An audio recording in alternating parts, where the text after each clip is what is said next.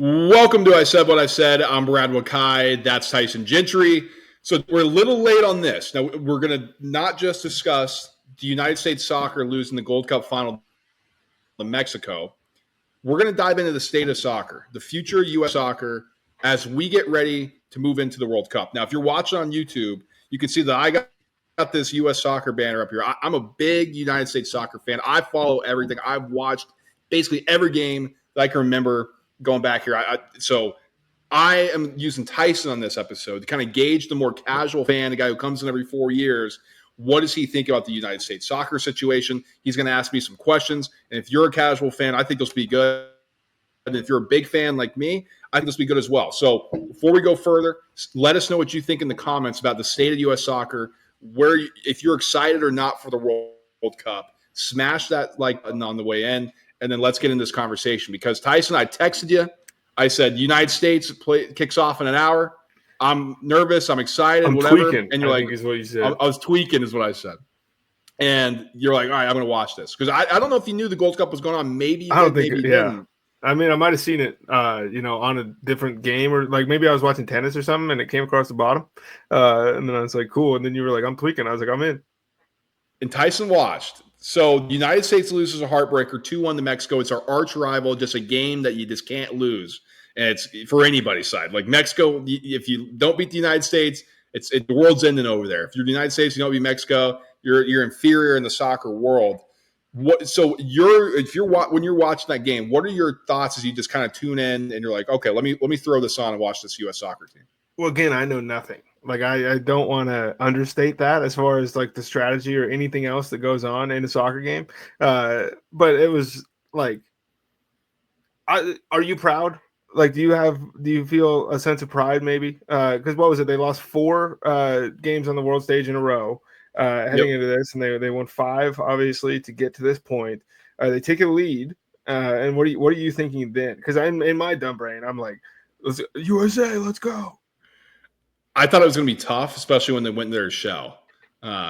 They attacked. They got the first one, so I'm curious if the goal came in 20 minutes, like what the game would have looked like. Mm-hmm. But immediately Mexico's like, I mean, come on, we're just going to go and we're going to try to equalize. And USA, instead of counterattacking, really just boot the ball down. Let's play in a shell, which I think hurt them.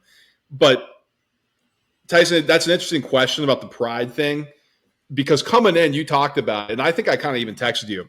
This team was in complete shambles. I mean, we're talking about the best player skipping this thing and Christian Pulisic because he's tired. You got some other guys who aren't being released by their club teams because you got the Club World Cup going on. So the USA has to run out like a B team. This is the last freaking big event in United States soccer before they host a World Cup next summer. And they're not even having the best players. This is a team, a federation that fired their head coach because of the disaster that was the Copa America. They go and get a big name guy in Pochettino. Their returns are not great. You get embarrassed by Switzerland, and then you don't have your best player who voluntarily skipping an event, an international soccer event on your home soil in the Gold Cup, Tyson. Like, it was a mess coming in.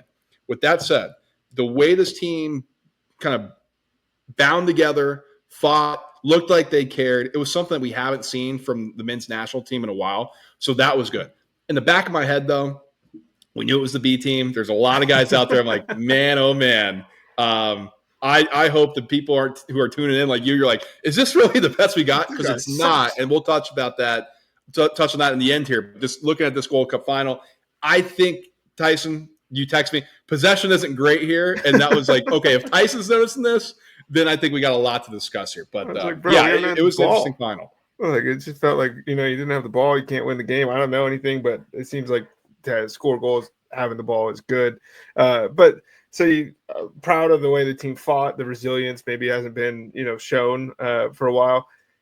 But how is this different? Because I feel like every 4 years we have a similar conversation as an outsider, where it was, it's Klinsmann. He's coming in. It was Jurgen, and he's going to change everything. And then we have, wasn't it like the older guys didn't want to accept the newer guys and this other stuff, and they're not showing pride. But then the Gold Cup comes, and this team wins a couple games, or Landon Donovan scores 2 goals in the World Cup, and it's like the USA is back. And I want to know for myself and all the other casual fans, is this one really different, or am I just going to, get cursory excited for nothing? So That's interesting, Tyson, because if you would have asked me that 2 years ago, I would have said this is going to be everybody's in their prime. We're talking about the crop that we were calling the golden generation in United States soccer. Basically, all the best players are playing in Europe. It's no longer like an MLS product that's going out there and taking the field and kind of get how to grit their way, and we're not as talented. These are guys in this current group who are starring on the European stage. Like Christian Pulisic was one of the best players in Serie A, which is Italian's top league. Weston McKennie is a starter on Juventus, which is a legendary Italian club. Other guys who are performing well in Europe. So, like on paper, yes, they are in their prime. They are playing elite soccer for the highest clubs right now. So they should come back next summer and it'd be like, okay, this is the time the USA can put the pedal to the metal. The problem is they've plateaued. They've got like 4 years ago when these guys were cycling in, it was like, oh my God, the skill's on another level. That to the point where you're like, man, the skill might be at not the same level as Europe, but like not like drastically different. But they haven't taken that next step where they are crushing opponents. They're dominating. Mm-hmm. They look incredible. And I do think it's because they don't have a striker, Tyson. Like we don't have a guy in this country that can put the ball in the back of the net. Ultimately, that's going to be the difference because you saw it in the Gold Cup final. They have a guy, Mexico, a world-class striker, guy who plays in Europe his entire career. He needed one opportunity. He made it game changer. How many times do the United States have opportunities to score? They missed it, and that's been the case for this team. So you ask me, are you going to get your hopes up? I think there's going to be a lot of excitement because we should, on paper, have a team that can compete, definitely get out of the group. I don't know how deep they're going to go, but they went to the round of 16, Tyson, in 2022. That, with this current group, is got to be at least a goal here. Is it going to happen? We'll see, because this is the biggest World Cup we've ever had in terms of teams as well. Yeah, and I mean, dude, we're on home turf, and I'm going to keep firing questions at you because I was reading. I wrote this down. What I read was that Tyler Adams, Chris Richards, Malik Tillman, and Tim Ream are kind of seen as like the locks for the roster. But with everybody skipping, does like the way Diego Luna played, like does he cement himself now on the World Cup team? I don't know if he's going to be in the starting 11, but he should be on the roster for sure. Okay. Yeah. And was there anybody else that you saw that you were like, hey, let's bring this guy? Like, I want this guy on the roster. It doesn't have to be a star. Yeah, Sebastian Berhalter. I know that a lot of because he's the guy who got fired. A lot of people didn't like his dad when he was the coach, but the set pieces were brilliant. I think he's good enough that you can train enough. And there, Tyson, there's some guys who didn't get carried on the Gold Cup by Pochettino. Not sure why, but they might play their way onto the 26-man roster. So you got 11 starters, you got like 5 subs that they're going to run. So that's what you got to think. You got your 16 men, then you got your 10 reserves. Probably not going to see the field a ton, but you need guys to push you in practice and in training. So the 26-man roster is interesting because you can carry a lot of different guys. Probably not going to have roles, but you need them. So I think there are a few guys from this, but not enough they're going to star outside of the 4 you just named.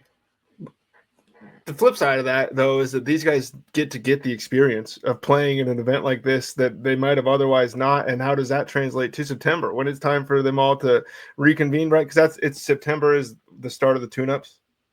Yeah, I forget when the friendly stage is. It's like South Korea and Japan or something is the first two. I don't think they're trying to add a couple more. But that's it. They don't have another competition, Tyson. It's all friendlies the rest of the way. And so does like these guys going through a tournament now, you bring in a head coach dude, I didn't read any quotes about that. He's got to be pissed about guys skipping this thing. There's no way that he's in a good mood. Well, he was taking shots at Pulisic. Pulisic was taking shots back. So it wasn't great. Let's go. So there's the thing, too. And it's like, it's not a great look, in my opinion, for Pulisic to skip it if you're talking about Captain America and, you want to be the best player ever and you're not going to this thing. But at the same time, the only thing that matters is what happens at the World Cup in 2026. So if you feel like I need to take a break here and I need to get my body right and it's going to help me perform better in 2026, okay, that's all that matters. But you got to show up and perform, and if that's what happens. That's so true. I think there's frustration probably for sure from Pochettino, but would you rather have a good World Cup or would you rather do something that's never been done in U.S. soccer history? That's true. I would rather have a guy be around the team. He doesn't have to play. But like that part, I think when I was hearing that, I was just like, he can't even – like this is whatever. I mean, it's a different breed athlete. I don't claim to understand it. I don't get it at all. And I maybe he's well within his right, but I was like, oh, come on, man. Like, we got to have – he's supposed to be Iron Man. Well, it was interesting, too, because he's been Pulisic's been a guy who's been so pro – when I put the badge on, this is great. So it was surprising to see, because some of the other guys who couldn't come, like Timothy Weah, McKinney, I mentioned, a couple other guys, they just couldn't because their club's like, no, we're in the Club World Cup. We're not releasing you. So they didn't have anything to do, or they couldn't do anything about it. The Pulisic thing was the most interesting.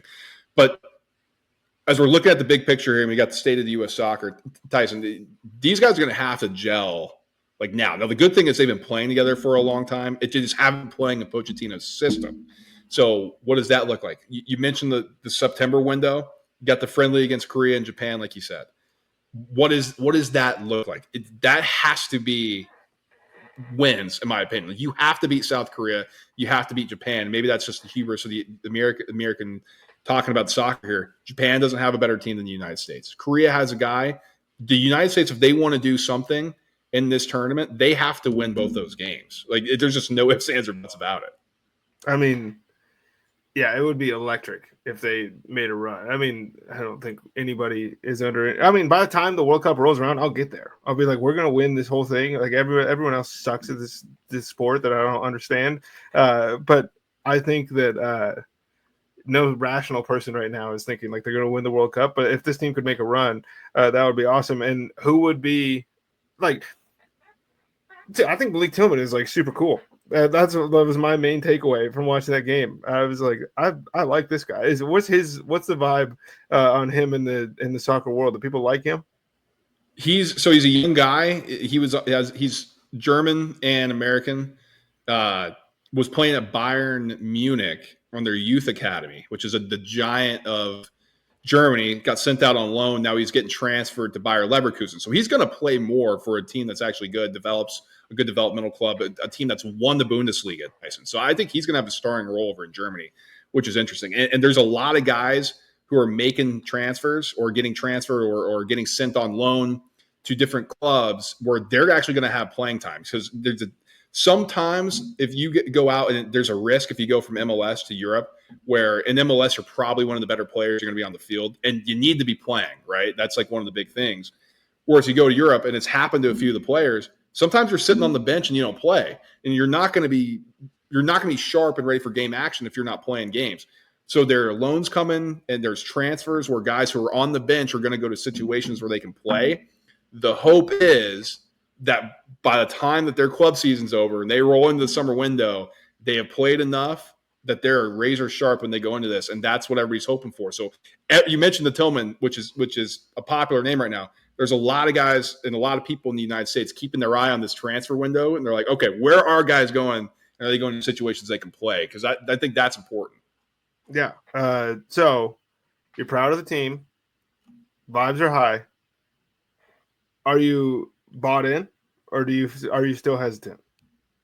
I think bought in where I know it's going to be better than what we saw overall the Gold Cup, talent and skill wise. Like, that was not a display of like what this actual state of like our A team can do, because there's just some guys who just shouldn't be on like that stage at that level. Not saying anything against them, but that's just the reality of sports. Brad, DM them.